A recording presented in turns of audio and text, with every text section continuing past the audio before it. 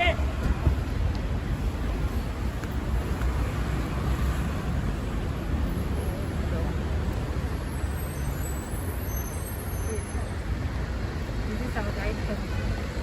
afternoon, madam. We welcome you to the direction of Andavan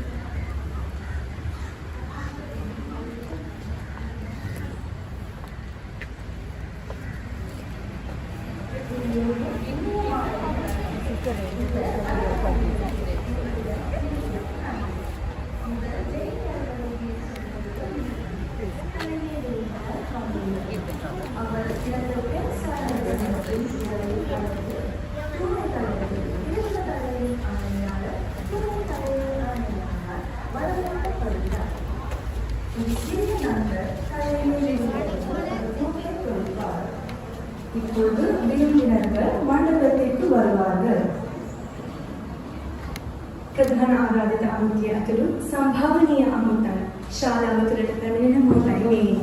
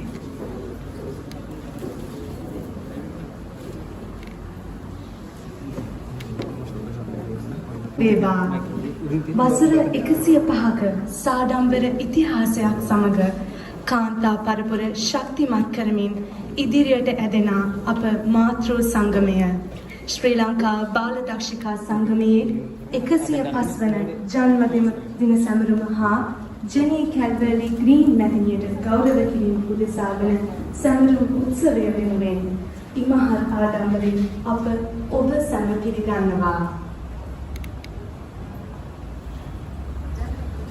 அனைவருக்கும் இனிய மாலை வணக்கம்.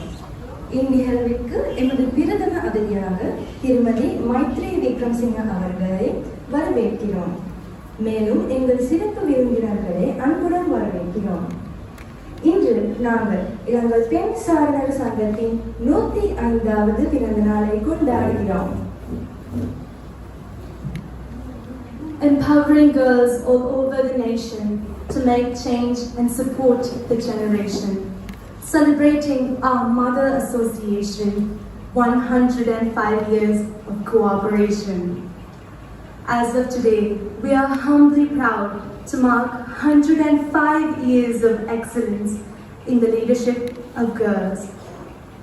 From 1917, the movement spread to all areas of the country, strengthening ties between girls and young women from the country's diverse ethnic, cultural, and religious groups. Despite all the challenges and obstacles, our association is a place where girls and young women can bring about a massive change, to have their ideas in action, to take part in a multitude of activities, and to gain skills and knowledge to confidently navigate their world. Along with our birthday celebration, today we will celebrate and honor Mrs. Jenny Calverley Green, then Miss Jenny Calverley, who introduced guiding to Sri Lanka in 1917.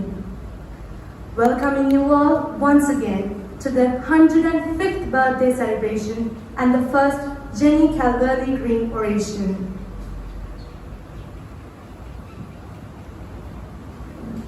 මීළඟට අප නැගී සිට ගයමු දේශීය අභිමානය ජාතික ගීය. இப்பொழுது நாம் அனைவரும் நம் தேசிய கீதம் பாடுவோம். Now let us all rise for the pride of our nation, the national anthem.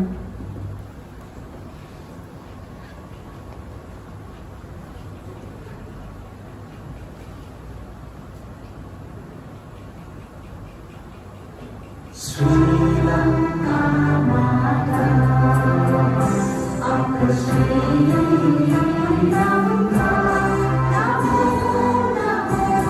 Namo Namo Mata, Sundara Sri Karini, Surani Akri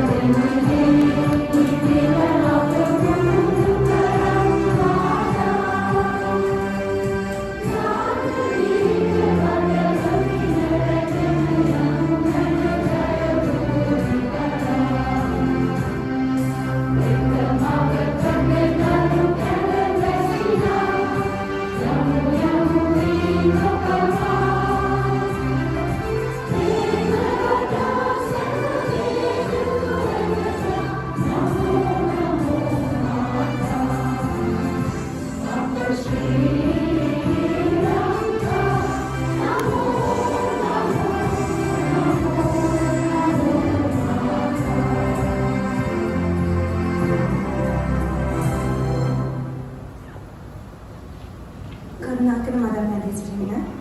දැන් අප විනාඩියක නිශ්ශබ්දතාවයක් ආරක්ෂා කරමු. அடுத்து ஒரு நிமிடம் மௌன தியானத்தை கடைபிடிப்போம்.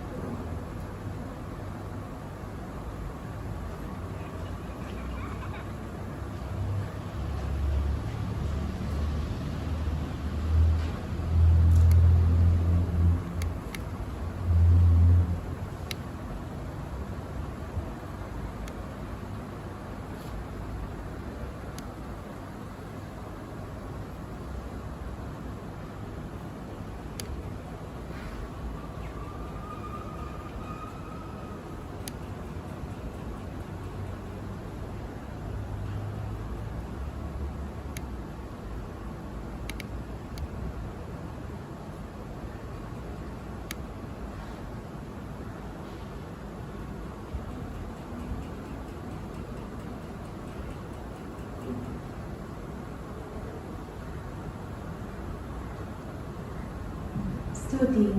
දැන් අපි අපගේ பொருந்தும் ප්‍රකාශ කරමු. இப்பொழுது நாங்கள் எல்லோரும் வாக்குறுதியை பாதுகாப்போம். Please remain standing as we will now renew our promise.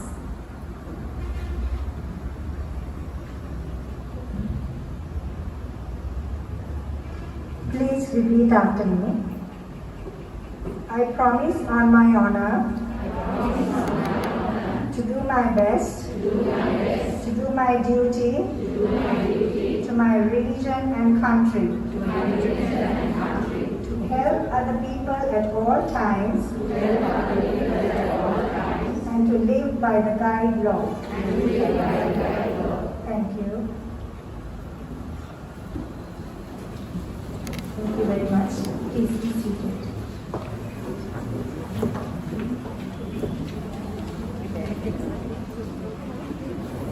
Next, I cordially invite the Chief Commissioner of the Sri Lanka Girl Guides Association, Ms. Tulari Jayawardena, to welcome our chief guest and to address the gathering.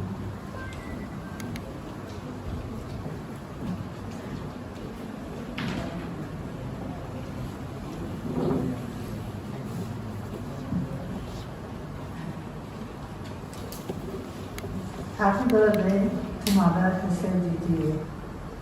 Good afternoon. Professor Maitri Vikramasinghe, Chair Professor of English and Senior Professor, University of Canada. President Dr. Shanti Mason, Deputy Chief Commissioner Dr. Kushanta Hera, Assistant Chief Commissioner Ms. Nirmali William, Treasurer Ms. Tamara Singh, and the members of the National Executive Committee, former Presidents Ms. Dushanti Padera, Professor Anuja Fernando, former Chief Commissioners Ms. Karthi Fernando and Mrs. Shanta Darala, Ms. Prarthana Lianage, Ms. Maureen Saranaika and Ms. Prarthana Lianage, member of VAP, Asia Pacific Regional Committee, and Ruchira Jayasinghe, distinguished guests, and my dear guides. On behalf of the Sri Lanka Girl Guides Association, I am honored to be welcoming you as the Chief Commissioner to this inaugural Jenny Cannully Green Oration and our 105th birthday celebration. Though most of you know who Miss Jenny Cannully is, I would like to share a little bit about her. When Miss Jenny Cannully Green was appointed as the Vice Principal of the Girls' High School, Kandy, the then Principal of the school, Miss Sampson, requested her to form a guide company in the school for the girls when she arrived in Ceylon. Miss Green, in order to meet Miss Sampson's request, learned about the guide movement which had already started in England. On a day like today, in 1917, the first guide company was formed with 6 patrol leaders, 6 seconds, 3 lieutenants with the Jenny Cannully as the captain. This is how guiding was introduced to Sri Lanka, then called as Ceylon, on 21st March 1970. Today, we are celebrating its 105 years of excellence in the leadership of girls and young women in Sri Lanka. Professor Martin Vikramasinghe, we are honored that you accepted our invitation to deliver the inaugural Jenny Cannully Green Oration on our 105th birthday. As a member of the 23rd Colombo Guide Company, Mincers College, Colombo, Savannah, you are a guiding light to the present generation of the Sri Lanka Girl Guides Association. Thank you once again for accepting our invitation. Thank you, Ms. Kanti, for coordinating. Thank you and have a good day to you all.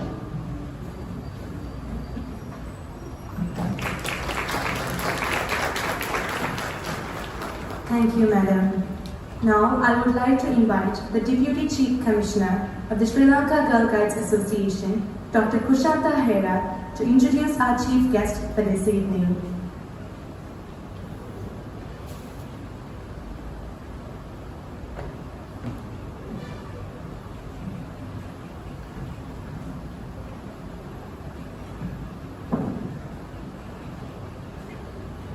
Good evening. Today, the Sri Lanka Girl Guides Association celebrates 105 years of excellence in the molding of characters and personalities of thousands of girls and women of our country. As we reach this important milestone in the history of our association, what could be more significant than honoring the founder of the guide movement in Sri Lanka way back in 1917, Jenny Calvary Green, by initiating this annual oration in her honor. This moment is of further significance since our chief guest today is a member of this worldwide movement of guiding. She holds the honor of being the first Sri Lankan to win the Duke of Edinburgh's Gold Award, and she is also a warranted guide. A brilliant academic and chair professor of English and senior professor at the University of Canada.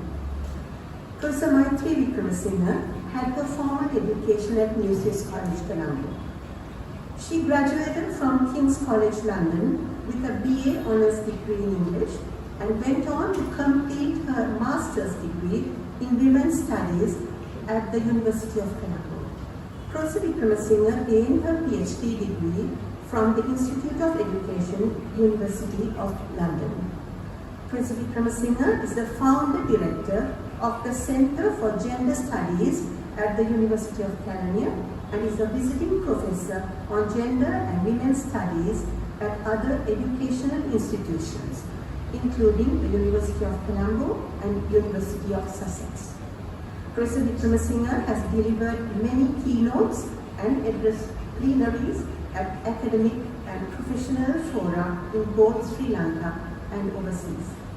Her experience in formulating gender equity and equality policies and strategies, conducting gender sensitization trainings, and evaluating women's and gender programs for local and international organizations spans over many years.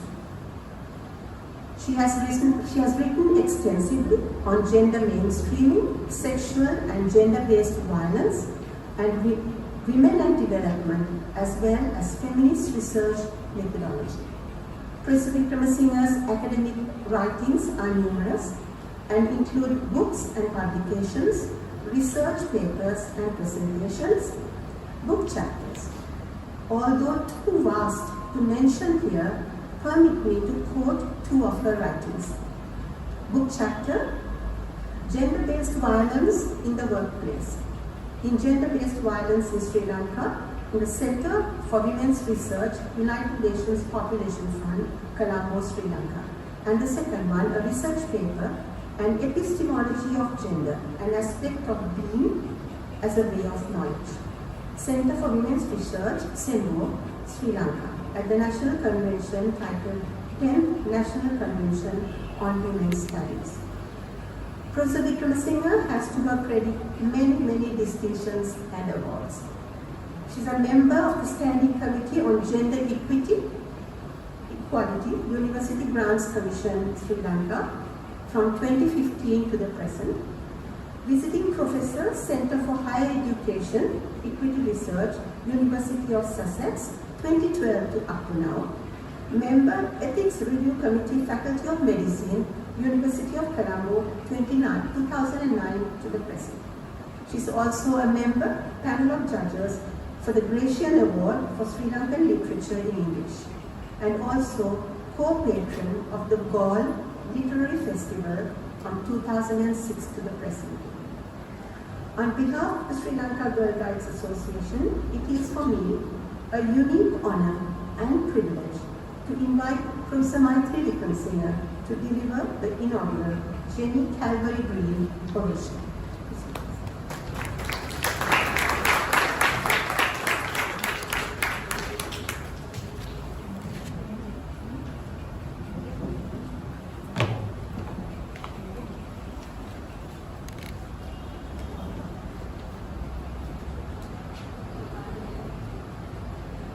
Thank you very much, Dr. Hera.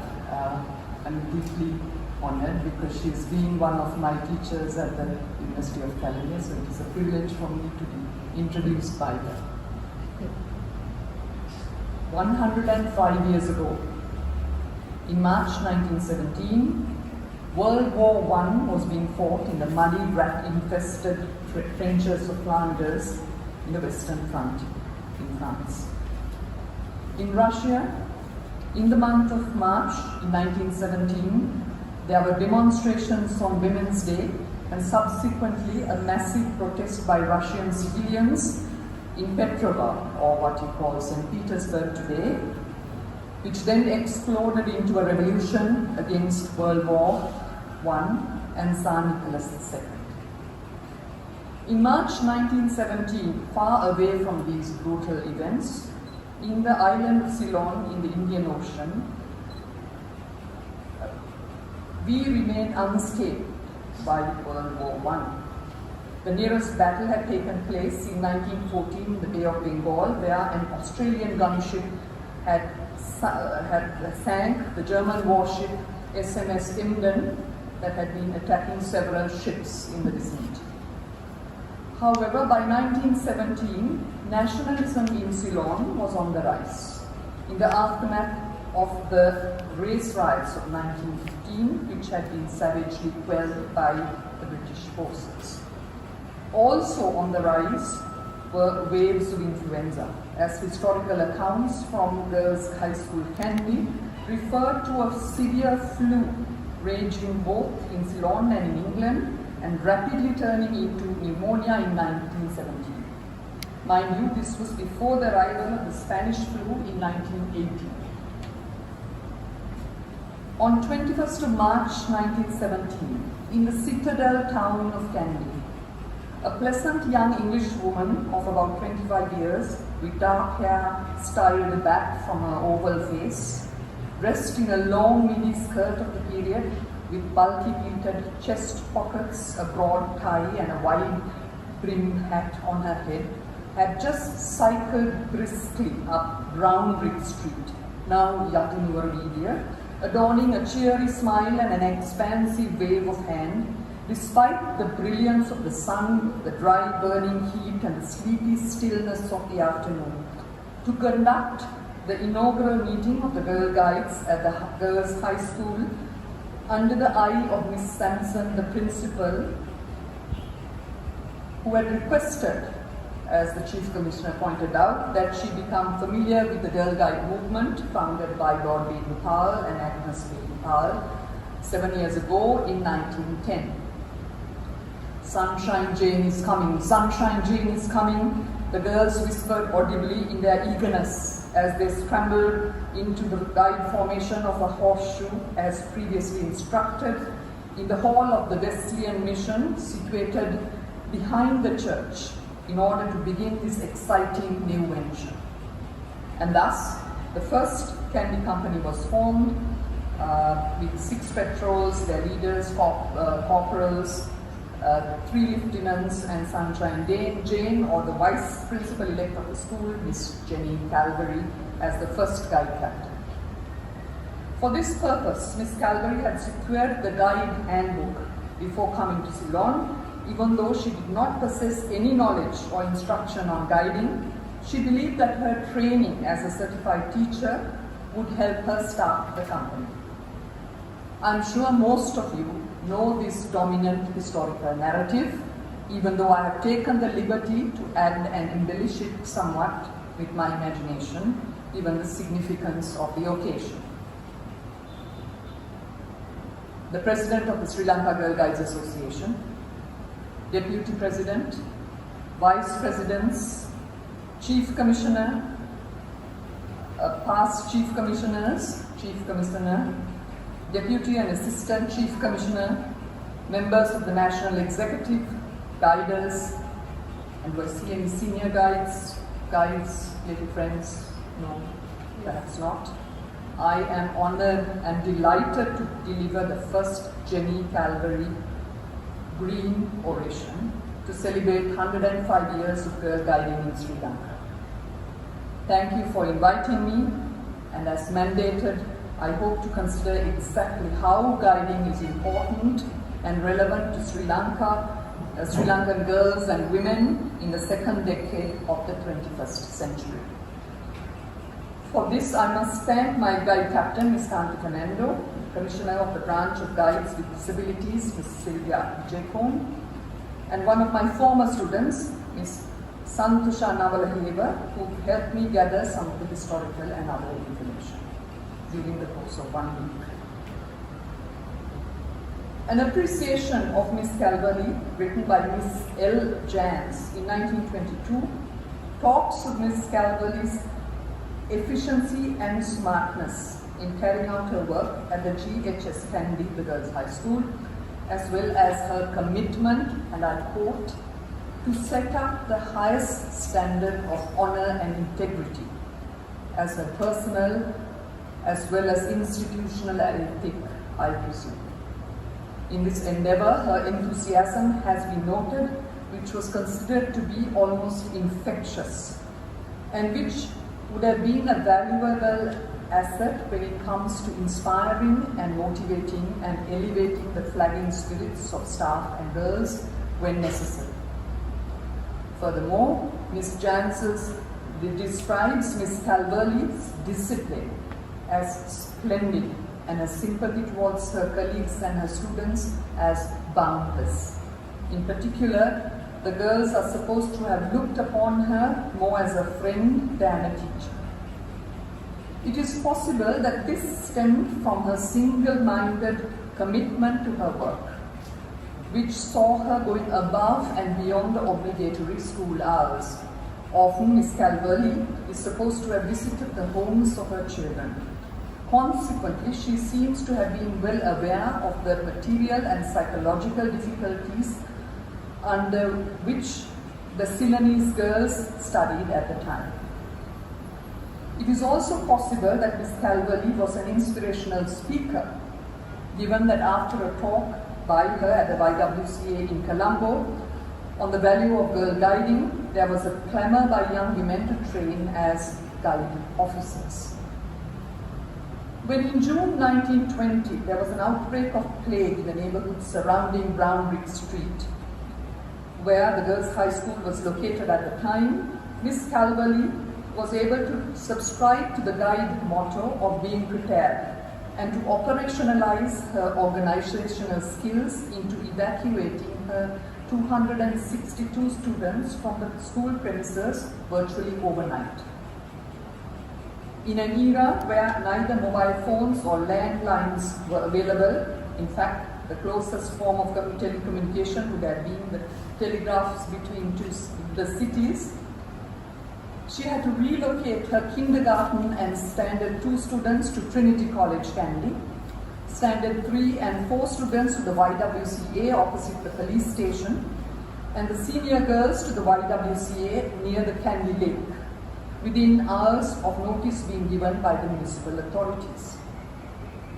Imagine the challenge for an acting principal to oversee schoolwork in 3 different locations of the town several times a day, cycling through the dappled shadows of the shady mara trees of the road snaking the lake near the first YWCA, up the hill through the archway of the signature palm trees of Trinity College, and then down again through the town, past the ornate lake bund, past the colonial arcades of Queen's Hotel, past the battlements of the Bogambara prison walls, to the second YWCA.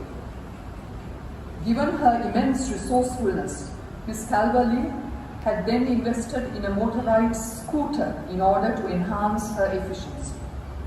Interestingly, when I researched motorized scooters of the 20th century, I found that these cannot be compared to the scooters of the late 20th century, because these were actually autopeds. And what are autopeds? There is no seat for the driver. In fact, one had to stand on a small platform propped by 10-inch tires and operate the scooter using a steering column that had handlebars. By September 1921, Miss Calverley was sent on furlough to England, and thereafter, most likely due to her immense competencies, she was stationed at the Wesley English School in Marthara on her return. However, she is supposed to have returned to Kandy once during that time to fulfill her promise of taking her guides on a 3-day camp to an empty bungalow in Peramangala. Unfortunately, not much has come to light of her subsequent years, neither in Ceylon nor back in England, except for the fact that she returned to the island in 1964 as well as in 1967 as Miss Jenny Calverley-Green, her maiden name. And in 1978, at the age of 86, Miss Calverley has sent her good wishes for the centenary celebrations of Girls High School Kandy that includes excerpts from her diary during her stay in Ceylon. And in 1985, we hear of the death of Miss Calverley. From these fragments of information, I have come to believe that Miss Calverley epitomized the very spirit of good old-fashioned guiding that involves both professional and personal attributes such as a strong sense of ethics, integrity, preparedness, competence, passion, commitment, self-discipline, empathy, adventure, innovation, courage, exploration, self-confidence, compassion, enjoyment, and a particular bent of humor. That has been a legacy for all succeeding Sri Lankan guides and guiders to emulate, especially those that I have known personally. And this continues to be a legacy for the estimated 80,000 or so members of guiding across the island, including butterflies, little friends, girl guides, senior guides, and guiders. Having said that, this may well be a good juncture to deliberate on the critiques of guiding and to question as to how guiding is important and relevant in today's context. During my time as a girl guide and guider in the 1970s and early 80s, I must say that I was somewhat oblivious, or rather, I had never actively considered the implications of our country's British colonial past in relation to guiding. I hadn't realized that the full title of the Handbook for Girl Guides, written by Agnes Baden-Powell and published in 1912, was actually the Handbook for Girl Guides, or How Girls Can Build the Empire.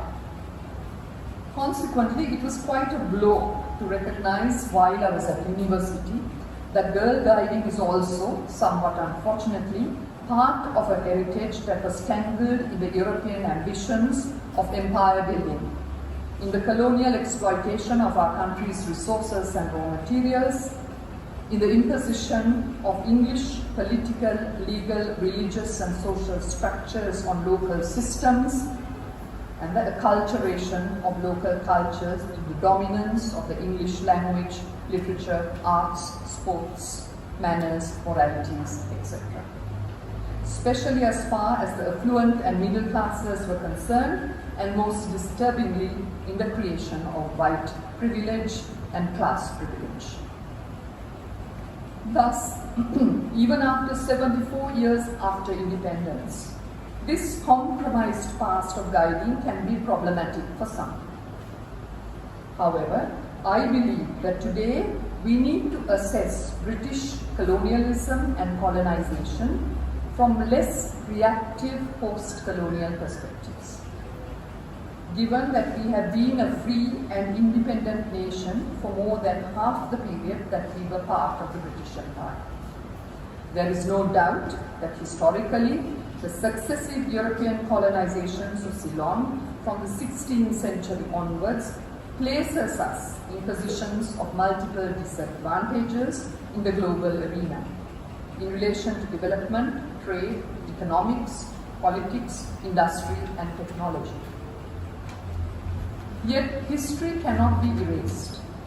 While financial reparations may rectify ancient injustices, there does not seem to be any realistic likelihood of such retrospective reparations today. Besides, they cannot give relief to those generations of individuals who were tangibly affected by colonialism for decades, if not centuries. We must remember that our thorny colonial legacy, integrated with our indigenous cultures, along with the amalgamation that has taken place as a result of international migration, globalization and digitalization, makes most of us into people who are not merely hybrid in relation to the West, but actually who are internationally multibrid as far as our identities are concerned. On the one hand, guiding too has come a long way. During the last 105 years, its program is constantly reflected on, revised, recast, and rejuvenated to become relevant to the times, to geographical locations, and to present-day guides. Consequently, the time has come to accede and perhaps even claim the positive, the progressive, and the constructive outcomes of colonialism, such as girl guiding. No, not to erase the past, but by acknowledging their roots in colonial complicity and by recording the changes made to become more inclusive and relevant. Another problem with girl guiding and scouting, observed retrospectively, is its origin in military action and occupation during the Boer War in South Africa. As you know, this war was one fought between the British colonial powers and Dutch settlers for white supremacy over the territories of Transvaal and the Orange Republic. We all know the glamorized anecdote of how Lord Robert Baden-Powell enlisted young boys to supplement the Boer War effect by covertly carrying messages around the garrison town of Nafford. And thereafter, how he collated these experiences into the book Scouting for Boys, a handbook for instruction in citizenship. Consequently, it has been argued that some of the activities relating to scouting, such as camping, teamwork, leadership, training, pioneering, stalking, and orienteering, were designed to prepare young boys to become good British citizens who can fight for the Empire. Yet Miss Jenny Calverley, in her article in 1979, is careful to relate that Lady Olive Baden-Powell, on her first visit to Ceylon in 1921, had commented that guiding, and I quote, that guiding had nothing to do with soldiering, which every true guide was actually afraid of. Guiding was just a game which we could all play. That's guiding. End quotes. It is possible then that Miss Calverley, if not Lady E.P., were well aware of these criticisms relating to the military background of the group. Yet since the two great wars of the first half of the 20th century, Europe's preoccupation with colonial expansion, with empire building, warmongering, and the subjugation of various peoples to the ambition of foreign powers has begun to dwindle. Although, considering the Russian invasion of Ukraine in recent times, you can correct me. Thus, in the political landscape of the 21st century, most countries are assumed to be subject. Consequently, the ethics, self-discipline, program activities, individual skills, and community services promoted in scouting and guiding over the decades are not aimed to make war for Great Britain, but to make girls and young women self-empowered to become productive citizens of any country. The third criticism of guiding is from a feminist perspective. Historically, girls have had to obtain a voice, a place, and even the movement of guiding itself through sheer persistence. From the 6,000 girls registering as Boy Scouts utilizing their surnames and initials to disguise their sex, to their presence at the first Boy Scouts rally held at Crystal Palace in London in 1909, dressed in their homemade uniforms and broad-brimmed hats. A particularly balanced and interesting critique of girl guiding by Patricia Whitney, based on guiding in Canada, discusses how Lord Baden-Powell, not wanting a female presence in scouting, turned to his sister Agnes, asking her to organize girls into the Girl Guide movement.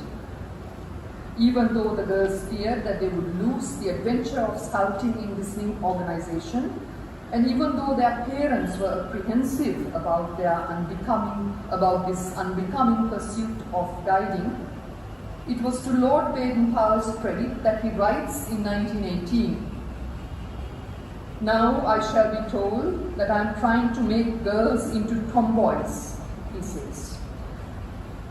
And goes on to say, "Not a bit of it, quite the opposite. But girls don't want to be dolls. They have ambitions beyond that. And also men do not desire to have dolls as their wives. They want comrades." Yet even then, it becomes obvious that he was unable to conceptualize of women in their own terms as separate individuals, but only in relation to men as wives.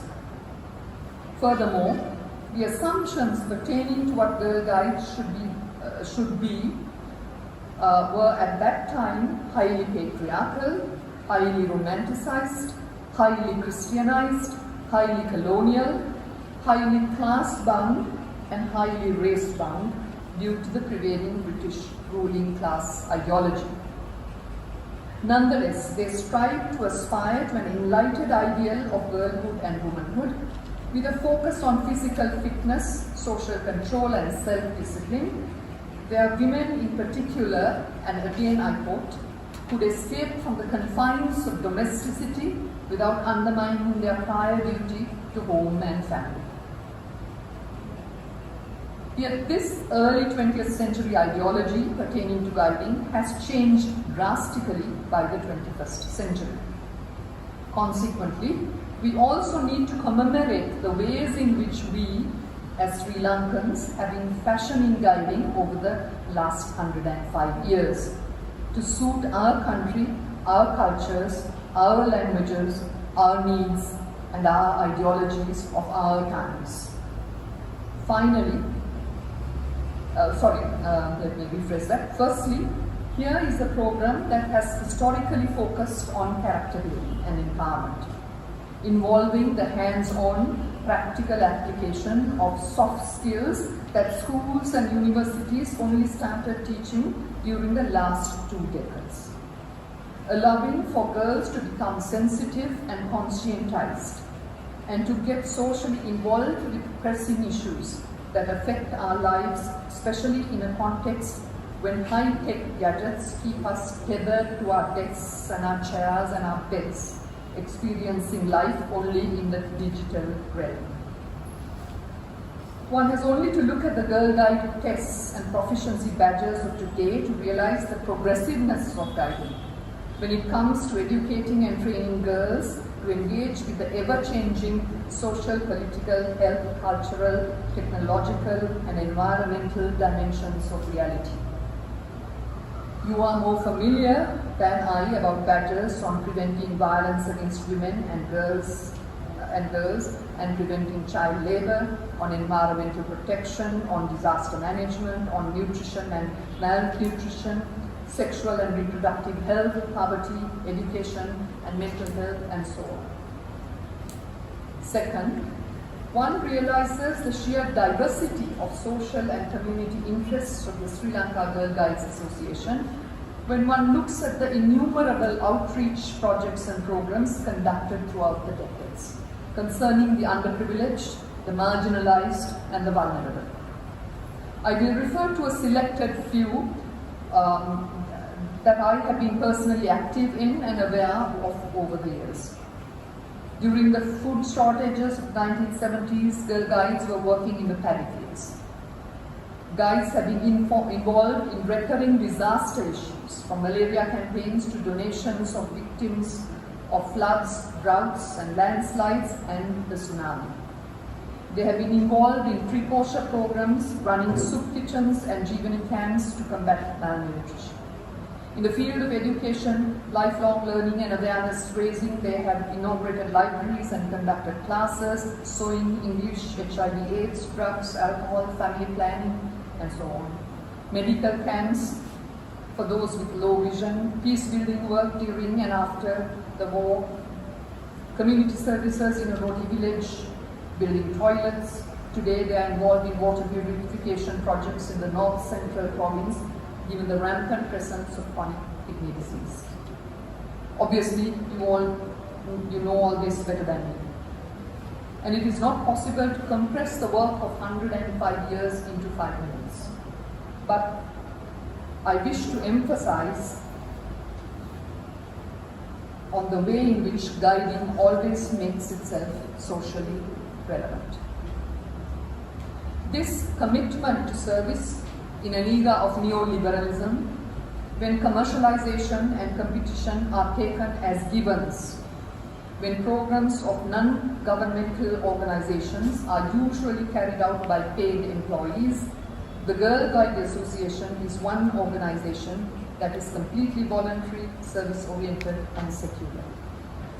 Ethics and integrity, which lie at the core of the Guide program, despite its element of social control, is one crucial aspect of informal education that is missing in the Sri Lankan education system, both at the level of schools and universities. From the gratitude expressed by the British headquarters to the principal of Girls High School Kandy, Miss Sanson, in 1918, by presenting her with a thanks badge for establishing guiding in Ceylon, I believe that guiding is able to convert, perhaps even institutionalize, concepts of ethics and integrity into real life practice. For me personally, guiding has helped to distinguish between an ethical concept and a perversion of that concept, to reject certain practices in our society which are plain and simply unjust.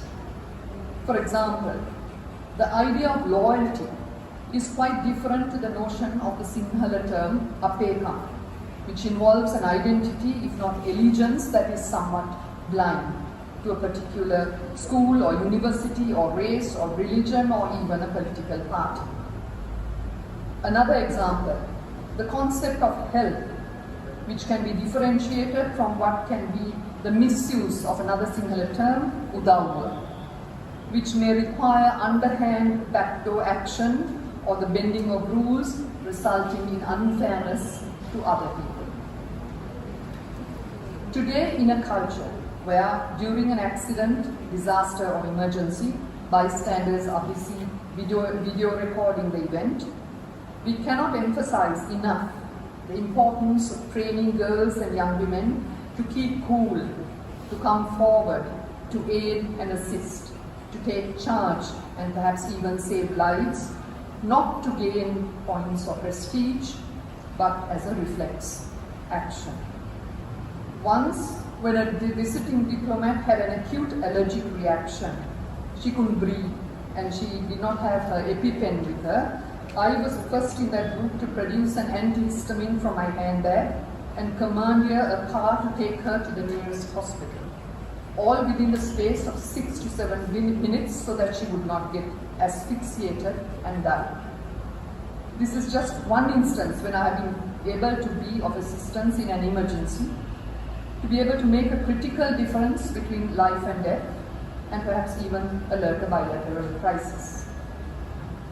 Of course, I can trace back the faculty for quick thinking and action on this occasion to my girl guiding experiences at Muses College and to Miss Kanti Fernando. Moreover, in terms of collective action, as girl guides, we were often sent to the scene of an emergency. I remember being sent off by KF, as we all call her, to the General Hospital the day after one of the first LTT bombs was detonated at the Petar bus stand. We were tasked to provide black coffee to the friends and relatives that were flocking to the hospital in search of their loved ones.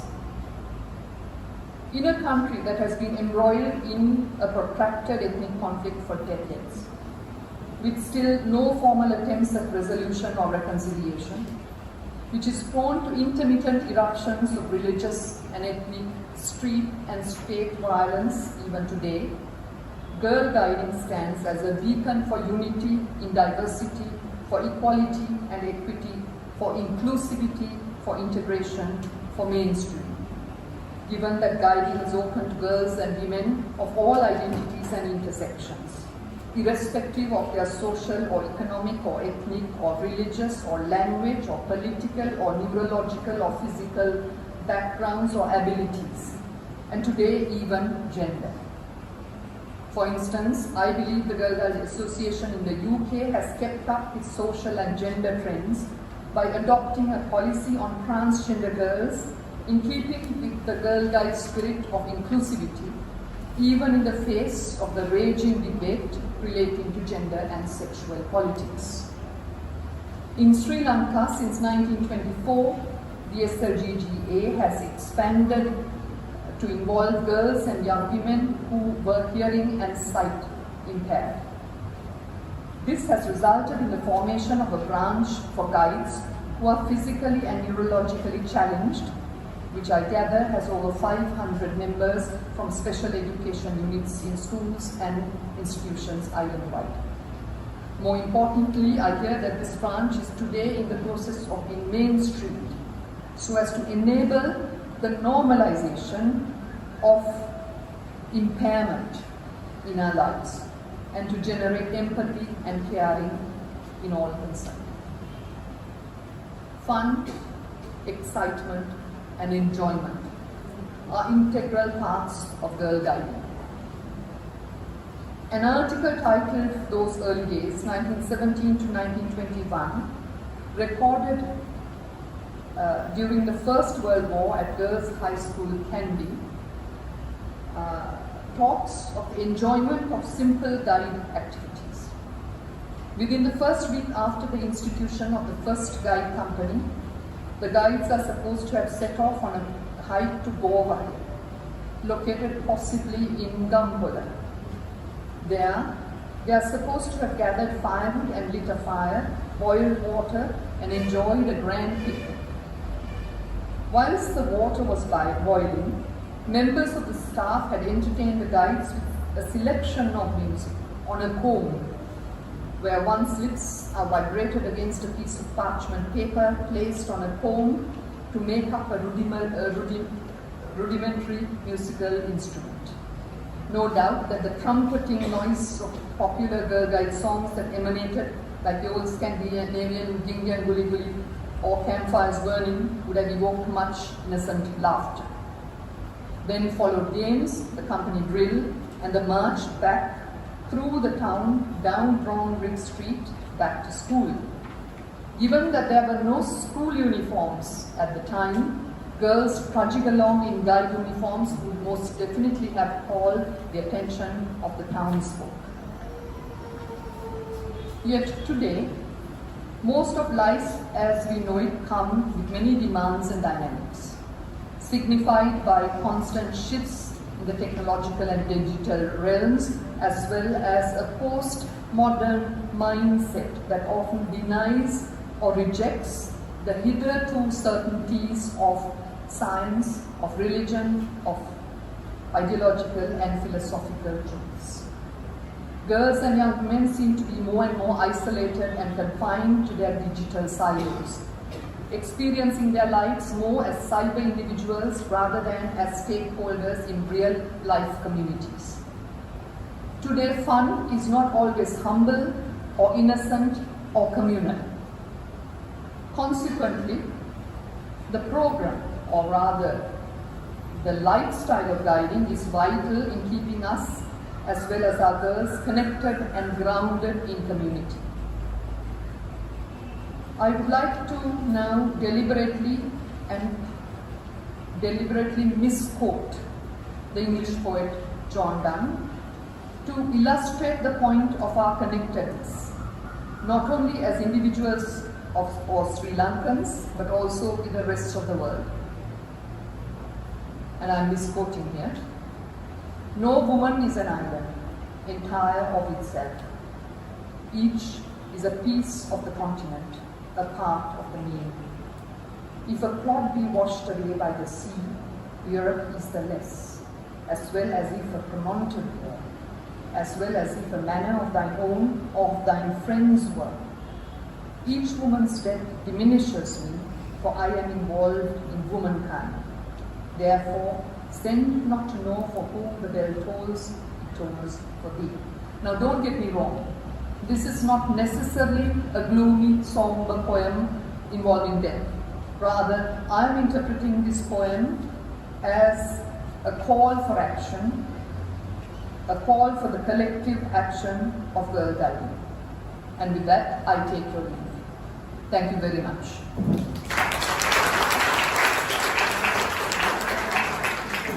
Mother, please remain on stage for a while.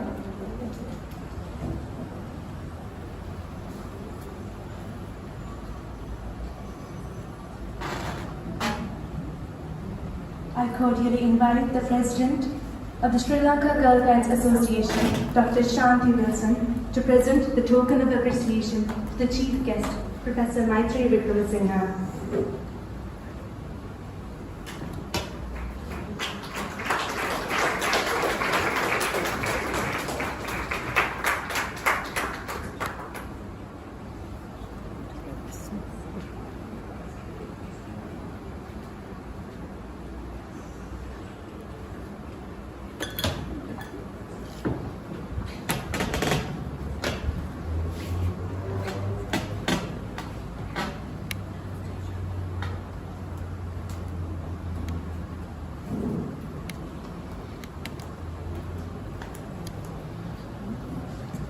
Thank you so much, Madam, for sharing your thoughts with us and all those words of inspiration. And I cordially invite the Chief Commissioner to pin the flag on Professor Maitri Vikramasinghe, the Deputy Chief Commissioner to pin the flag on Dr. Shanti Wilson, President of the Sri Lanka Girl Guides Association, and the Assistant Chief Commissioner to pin the flag on Ms. Varnika Pittikala, the Vice President of the Sri Lanka Girl Guides Association.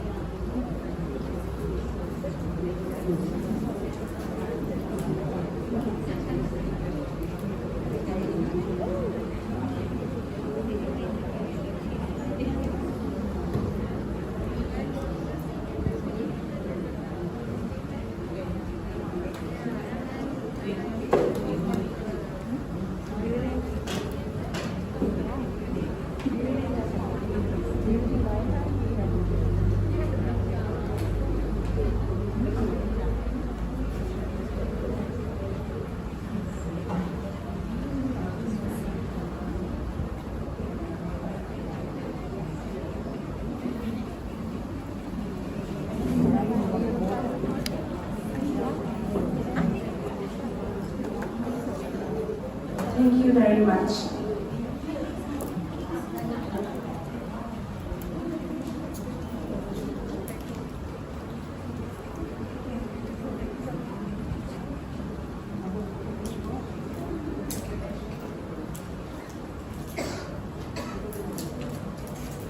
එකසිය පස් වසරක ප්‍රෞಢ ඉතිහාසයක් සනිටුහන් කරන මොහොතේ උපන් දින පැතුමන් සමග උපන් දින කේක් කැපීම සඳහායි ඊළඟට අප යොමුවන්නේ.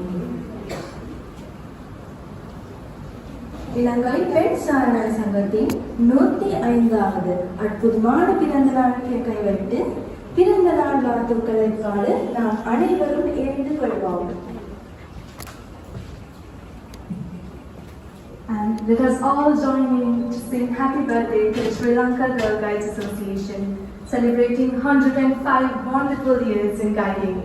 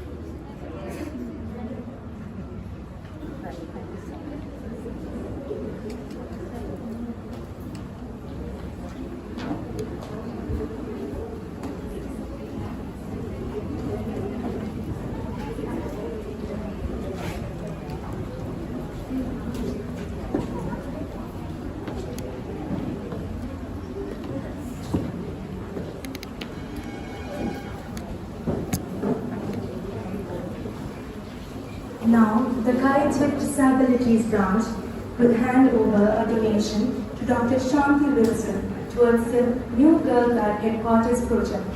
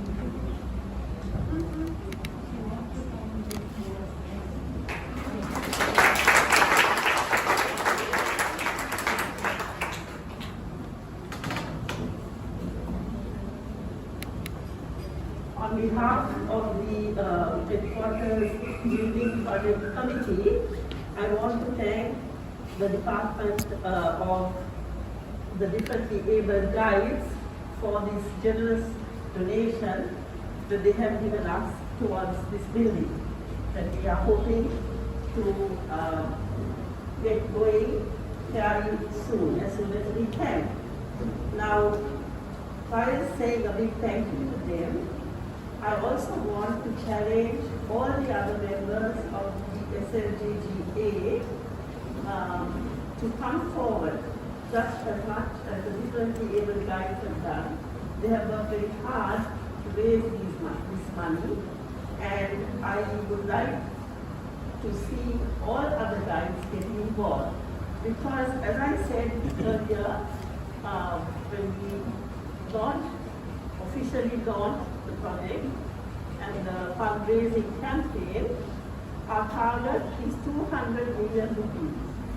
And this is a phenomenal task, but it is the right time for us to do so, because the building is old and we are looking towards working for our nation. As women, as children, we are the largest existing NGO on the island. And we have a significant role to play. As Professor Vikramasinghe said today, there is a lot that a woman can do as far as leadership goes, in the home, in the school, in the community, in your workplace, wherever you are. And this is what Girl Guiding is all about. The building is really the face of the association. The present building that we have has served us for many a long year. But what we are looking for now is a building that will be a focal point for guides from all over the country. We hope to have accommodation for visiting guides to come, both from other parts of the country as well as from overseas. We hope to have a library and a meeting place, a cafeteria for people to come and become members of, to bring their friends and to work and chat and discuss and develop their leadership skills in the vicinity of the entire headquarters building. So this will be a purpose-built building, meeting rooms, an auditorium as well. And there will be opportunities for women entrepreneurs to come forward and use the building as a hub, a business hub. And we also hope that we will be able to get private sector partnership in the long term so that we can raise enough money to build this building. So today is a very significant day because we also hope on the 150th anniversary of the founding of this association to launch our pilot project with the Western Province. And so this is our brick by brick challenge, and we have 10,000 cards printed out, and I would like to invite the Commissioner of the Central Province, the Western Province, I keep saying Central Province all the time, the Western Province to come and take this as the prototype of the card where each girl guide has to collect 1,000 rupees. So if we have a membership of 70,000 guides as of now, we then are able to raise 70 million rupees. This will be a significant contribution to our effort.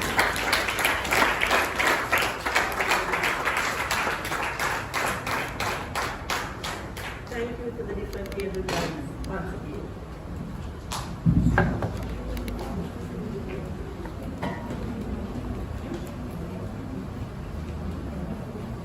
Thank you, Madam. The chief guest, invitees, officials of the Sri Lanka Girl Guides Association, guide leaders, and fellow sisters in guiding. I am honored to propose the vote of thanks on behalf of the Sri Lanka Girl Guides Association this evening. A warm thank you to our chief guest for taking time off to be with us and sharing her valuable thoughts. You are a true inspiration. We thank our former presidents and commissioners for their presence here today. Our sincere appreciation is extended to the President, Vice President, Chief Commissioner, Deputy Chief Commissioner, Assistant Chief Commissioner, members of the National and Provincial Executive Committees who worked tirelessly to make this event a memorable one. Ms. Ruchira Jayasinghe and Ms. Prarthana Liyanage for supporting us at all times. A sincere thank you to all the commissioners and guide leaders for their dedication and commitment at all times. Mr. Nagasena, thank you for the technical support extended to make this event a success. We also thank the print and electronic media for supporting our work. The staff of the Sri Lanka Girl Guides Association, you are our strength. Thank you for all the support extended at all times. Last but not least, our dear parents, thank you for being the strength behind our efforts as we strive our best to live up to the promise we made as we join this great movement of girl guiding. Thank you very much.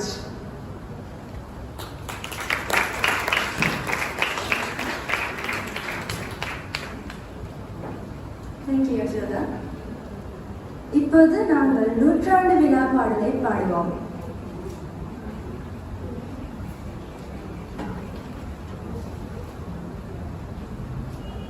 Now let us all sing the centenary song.